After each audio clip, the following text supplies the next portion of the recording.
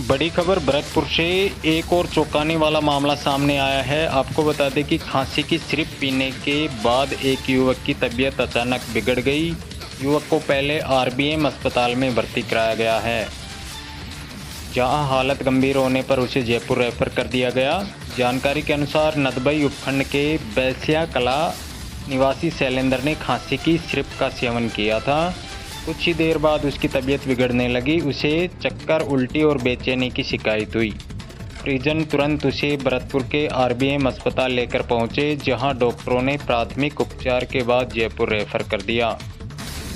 परिजनों ने बताया कि शैलेंद्र के पिता करीब 7 दिन पहले लखनपुर डिस्पेंसरी से अपने लिए खांसी की दवाई लेकर आए थे। उसी सिरप का सेवन शैलेंद्र ने कर लिया, जिसके बाद उसकी तबीयत बिगड़ गई। कौन सी चीज़ है खांसी की? दिया गया है। है क्या तुम्हारे पास? अब कैसी तबीयत है इसकी? तबीयत कैसी है?